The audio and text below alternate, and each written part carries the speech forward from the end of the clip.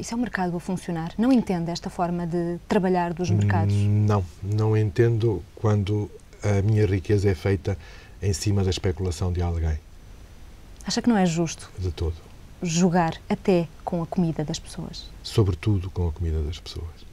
Depois choramos e organizamos programas da FAO e do PAM e disso tudo, mas não passa de hipocrisia. Diz que nos venderam um sonho, uma utopia, o dinheiro fácil. Quem? A banca? Vendeu-nos a banca, venderam-nos as nossas autoridades, que quem tinha a obrigação de ter juízo que não teve, quem tinha a obrigação de cuidar, porque quando alguém não tem capacidade para se gerir, pelo menos deve ser avisado.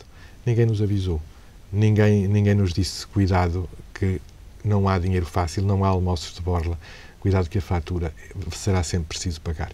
Havia alguém que devia ter falado e não falou? Havia alguém que devia ter falado e não falou. Nós temos génios da economia, pelo menos autoproclamados génios da economia, que estiveram calados, que estiveram criminosamente calados, também por alguma responsabilidade pessoal na situação em que nos lançaram, e chegamos a este paradoxo de termos necessidade de aumentar os nossos níveis de produção, de termos necessidade de aumentar a produção agrícola, temos necessidade de voltar ao mar, temos necessidade de voltar a produzir, e quem hoje nos manda fazer isso com grandes discursos inflamados foi quem nos destruiu ou nos pagou para destruirmos o nosso tecido produtivo. Porquê é que ninguém se preocupou com isso?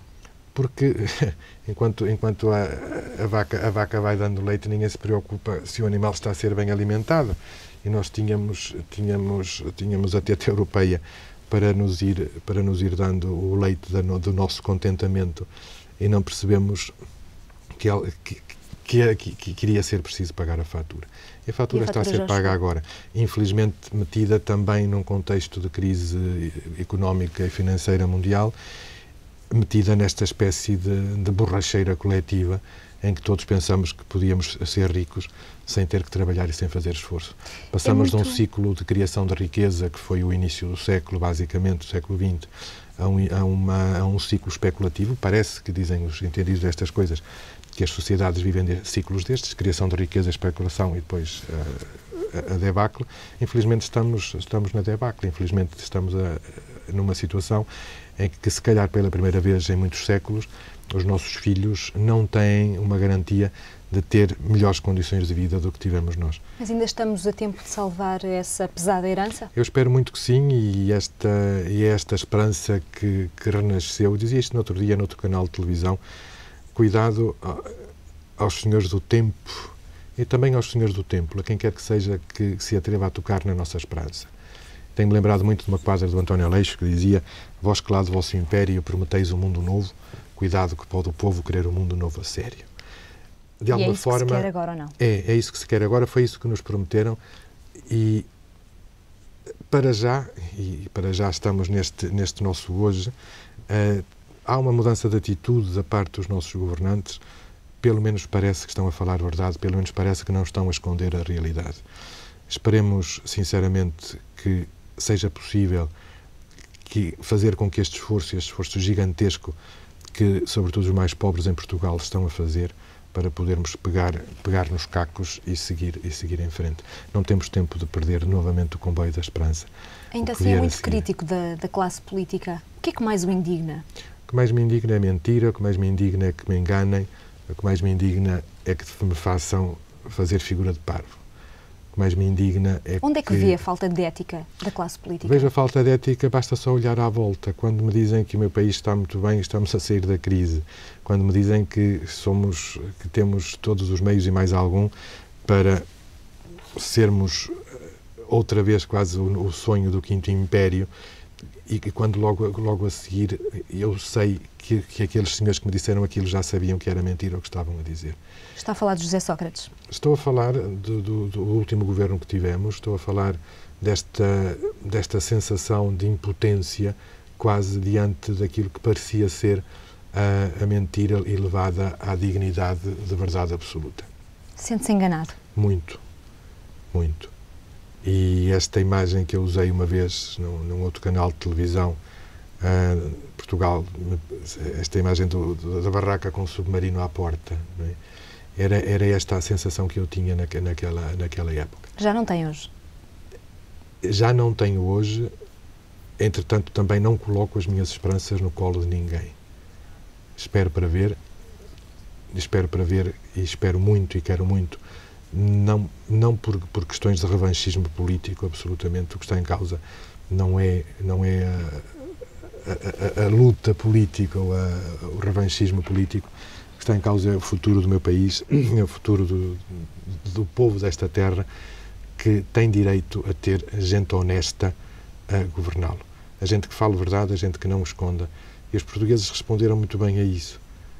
Os portugueses quiseram trocar José Sócrates por Pedro Passos Coelho. Esta troca de José por Pedro, o que é que lhe diz? Não me diz muito em termos de nomes. Eu volto a dizer, eu não coloco a minha esperança no colo de ninguém. Espero para ver. Mas tem motivos para acreditar? Tenho motivos para acreditar para já, nenhum motivo para já para desacreditar. Muito mais quero acreditar que é possível que o meu país volte a poder sorrir. Está a dar mais uma oportunidade à classe política? Estou a dar... Temos um sistema montado assim. E o sistema tem a ver com a classe política. Aquilo que eu tenho lutado ultimamente, e tenho dito isto em muitos lugares, nós estamos num tempo absolutamente necessitado e urgente de mudar de regime. E não estou a falar de regime político, estou a falar de regime de relações. Estou a falar de um regime em que, de uma vez por todas, cada um de nós perceba que é agente responsável da transformação do seu destino e do destino coletivo. Que somos gente chamada a ser livres para pensar, livres para agir, fora e libertos de contextos e opressões, quer políticas, quer religiosas. Temos ainda um sistema político demasiado trauliteiro, com demasiado caciquismo e com demasiado tribalismo. Trauliteiro é este tipo de reação que a mim me irrita.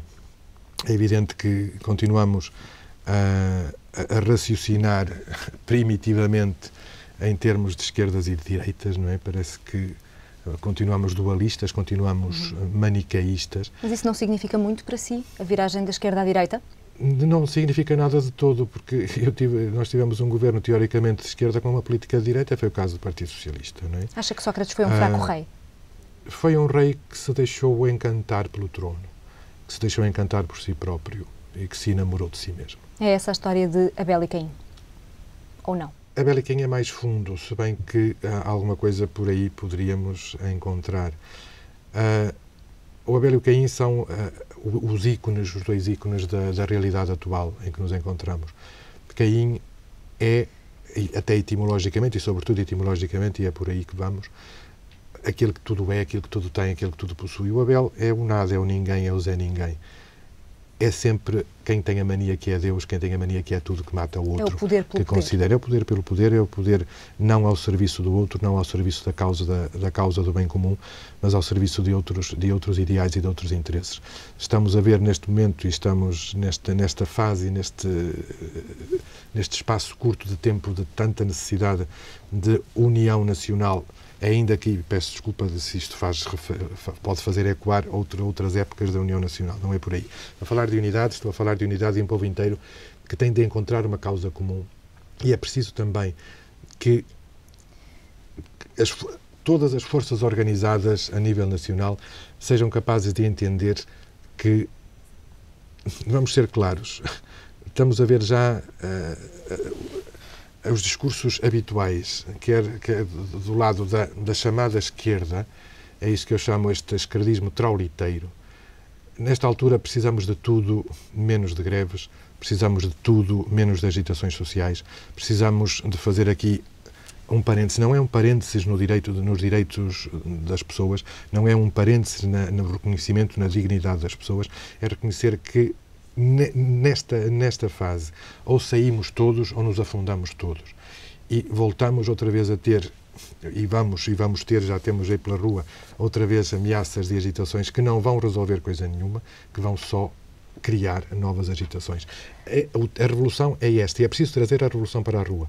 Agora, eu tenho dito isto muitas vezes e deixo dito aqui. Este é o tempo de trazer para a rua a revolução dos não violentos, antes que sejam os violentos a trazer a revolução para a rua. Cuidado com os troliteiros, não são os pauliteiros de Miranda, são os troliteiros da história, que podem gerar situações incontroláveis de conflito. Este momento, Atenas já aconteceu. Mas queremos uma Praça Tahrir aqui em Portugal. Queremos uma Praça Tahrir, já tivemos a Revolução dos Escravos, agora tivemos por aí a dos Jasmins, porque este é o tempo dos abeis. Agora é preciso que ninguém se aproveite para cavalgar de novo às costas dos abeis da história, porque este é o tempo de os sem voz sentirem, e foram os abeis que foram chamados a pagar a crise. São os abeis e são os pobres que estão a aguentar. Quem são os abeis? São os trabalhadores? São todos aqueles que precisam de trabalhar para viver, são todos aqueles que não vivem à custa da política, e eu custa muito ver dirigentes políticos que nunca trabalharam de facto, ou que pouca experiência de trabalho real têm, a arvorarem-se como defensores dos trabalhadores. Fala muito do sebastianismo dos portugueses, já que falamos dele, pergunto-lhe se acha que Pedro Passos Coelho pode ser o novo Sebastião, o novo rei, nesta réstia de esperança. Nós somos uma república, felizmente, se bem que uma monarquia, em termos económicos, nos ficaria mais barata, até porque os nossos presidentes depois ficam vitaliciamente a receber os seus ordenados e as suas benesses até que a morte nos separe, não é? Um rei, enfim, seria um bocado mais barato. De alguma forma, Passos Coelho capitalizou nesta fase do processo político e económico português, capitalizou alguma da esperança sebastianística. Mas porquê? O que é que Passos Coelho tem? Para já teve um discurso que pareceu honesto, teve um discurso que se atreveu a ir contra a corrente do País das Maravilhas, onde a Alice nem sequer já mora, agora a Alice foi para Paris. Teve a coragem de, pelo menos, parecer que estava a falar a verdade. Esperemos que continue assim e esperemos que seja capaz de criar e seja capaz, acima de tudo, de fazer passar esta mensagem é preciso passar. A esperança não é Passos Coelho, a esperança não é Ministro das Finanças, a esperança está no coração da história, a esperança está no coração do povo, a esperança está no coração dos humildes. É voltar a Gil Vicente, é voltar à revolução dos ventres ao sol, é voltar a dar a cada um a responsabilidade pessoal de ser cidadão de pleno direito, no pleno exercício dos seus direitos e dos seus deveres. Mas o que é que seria para si um bom exemplo desta classe política? Uma vez fez um desafio e eu assisti a esse desafio. Eu fiz um desafio e caí numas penas do inferno em cima de alguns setores que me acusaram de demagógico. Quando eu dizia-o com consciência do que estava a dizer, da força do gesto e da força do símbolo.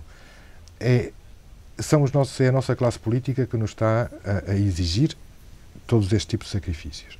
Que força teria esta mensagem se todos eles, e o desafio na altura saiu mais ou menos nestes termos, se toda a nossa classe política e dirigente, até sairmos da crise, fosse capaz de fazer este exercício de viver com um ordenado mínimo?